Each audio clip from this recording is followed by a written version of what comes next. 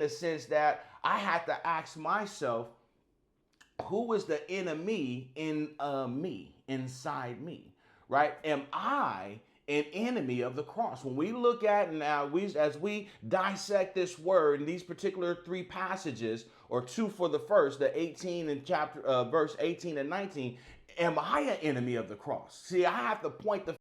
Welcome to Hugo International Network, where Jesus Christ is the source of all our spiritual, mental, and physical needs. Thank you for joining us. To God's endless love, every subject, every direction, it all leads back to the source connection. For hope, for faith, for God's correction. Subscribe today to the source connection.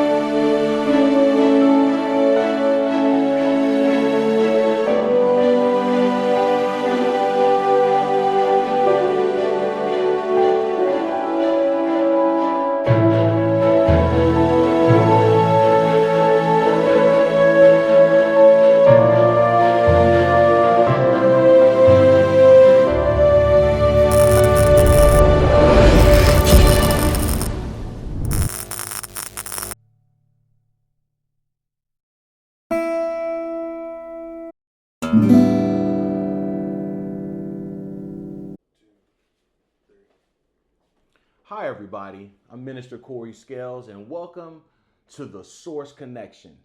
Thank you for joining us today. Today, we're going to be starting a new series of spiritual warfare, where we're going to be talking about, Pastor Mike and I are going to be talking about the focusing on the fight.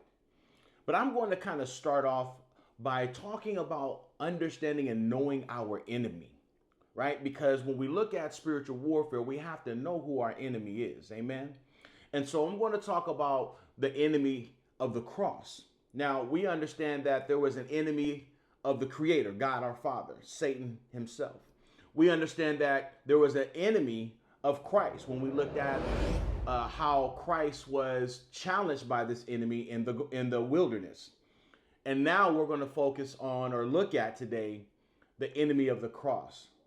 Where we look at Apostle Paul in Philippians, where he deals with and he kind of touches on this subject matter in Philippians chapter 3. So we're going to look at that today and just allow the Holy Spirit to lead us down this path as we talk about the enemy of the cross.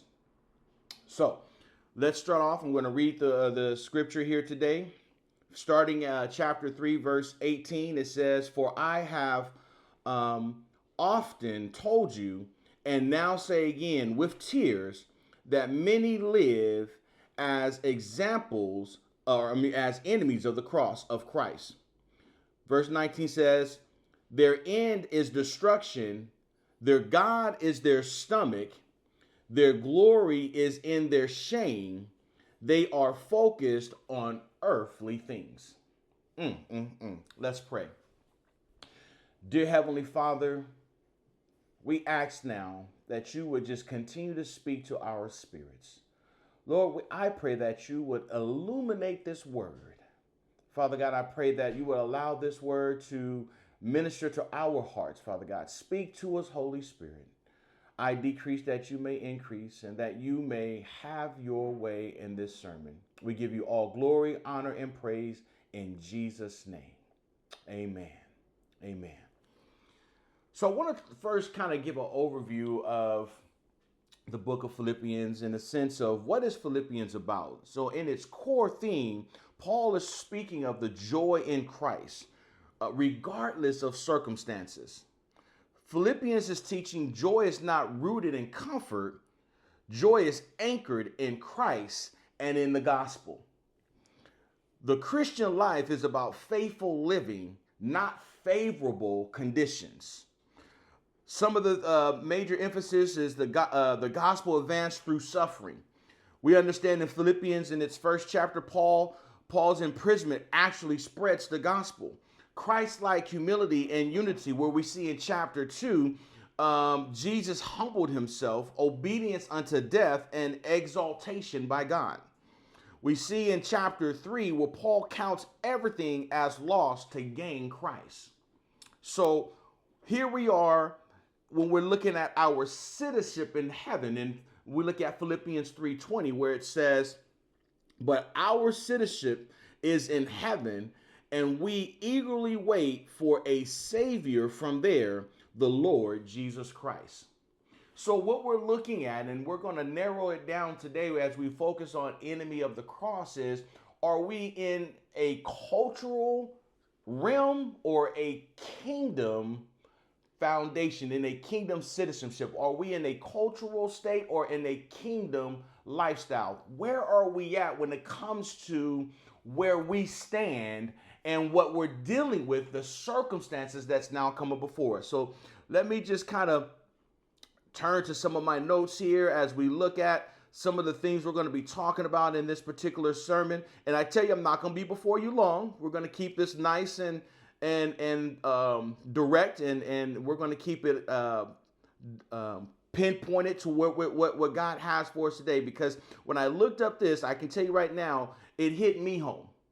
It hit home for me in the sense that I had to ask myself, who is the enemy in me, inside me, right? Am I an enemy of the cross? When we look at now, as we dissect this word in these particular 3 passages, or 2 for the first, the 18 and verse 18 and 19, am I an enemy of the cross? See, I have to point the finger back at myself first before I try to look at and try to cast judgment on government and on politics and on a culture that has maybe stepped aside or looked away from kingdom living. I have to look at, am I in right standing with kingdom living? The enemy in me. Okay, and so let's look at that. Let's look at where this lies for you and I. So first of all, I want to look at who the enemy is, right? Enemies of the cross. It says in verse 18, for many walk, of whom I have told you often, and now tell you even weeping, that they are the enemies of the cross of Christ. Key insight here is the enemy is not primarily external opposition, but internal contradiction, right? We are internally contradicted. We contradict ourselves, our beliefs, what we stand for. We do that internally, right? So while we got our eyes fixed on man, we need to look at what's inside of us, right? Those who walk contrary to the message of the cross while claiming, watch this, proximity to faith. Right? We're going to talk about, hey, we having the knowledge of God, but denying the power thereof. I have the knowledge of Christ. I have the understanding of his word, or I'm gaining, but I'm not applying the very salvation that I claim. I'm not living out the salvation that I'm claiming. In other words, I'm still finding myself living in a lifestyle that is more culturally driven than kingdom living. Look at this. When what defines them? It says they reject the cost of the cross. In other words, there's self-denial, there's a lack of repentance and submission. So instead of rendering myself to the saving grace of Jesus Christ, I stand 10 toes in what I want to do: selfishness, self-centeredness, and self-denial. So I don't want to yield, even though I hear, even though I know, even though I receive. I'm not by living, believing, by living in what it is I'm confessing. Okay, let's keep going. They want Christ without the cross, salvation without surrender. Surrender to what? Surrendering to the authority of Jesus Christ. Surrendering to the transformation of the Holy Ghost. Surrendering to no longer, watch this, living under the power of sin, nor under the penalty. So when Christ died, he died for all. And so when we receive Christ, what we receive, right, watch this, is that the debt has been paid for sin. So that means that the penalty for sin that we would have eternal damnation, that we will be eternally separated from God and the kingdom of God, that has been settled. In other words, we have been made in right standing. We have been made whole with the Father. We're no longer enemies of the kingdom. We're no longer against who God is, and God is no longer against who we are. We have been made whole. We have been put at peace according to Romans chapter 5, right? We have been, watch this, justified. In other words, just as if I never sinned. Okay? So that is the penalty sin settled.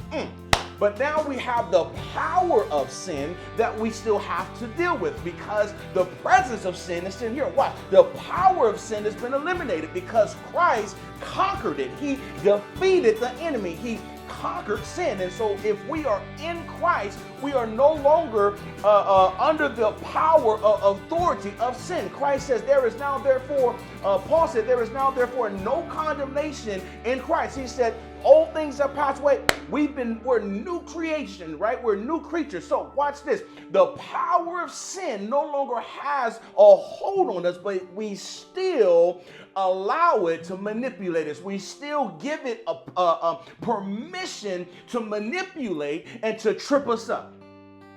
The presence of sin is still here, but we don't have to surrender to it, yet we still do. That's what we're talking about today, right?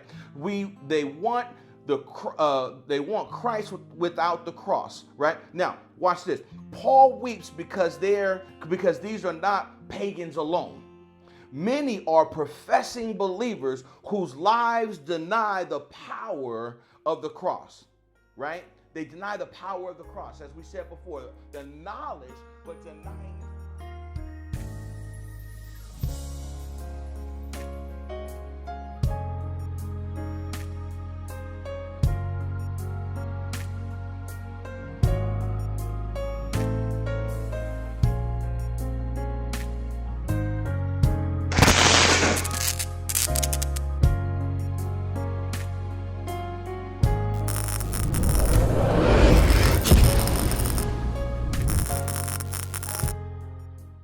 Until we meet again, Stay connected to the source.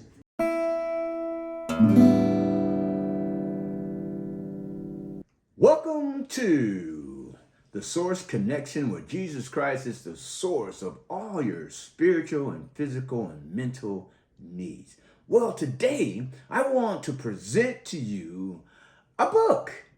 Yes, my book. Yes, I'm an author. And yes, my amazing wife is the co-author of Victorious Change. Yes, my wife Valerie helped me to write this book. My story became our story. 35 years of drug addiction, sleeping on the street, sleeping behind dumpsters, and today we are happily married. It's been 8 years, and this book of Victorious Change talks about the victories in our life, talks about how we surrendered to God. And today, the blessings of the Lord has chased us down and overtaken us. I tell you, and I'm going to tell you, and I'm going to keep telling you, you have to have this book, Victorious Change. It will change your life.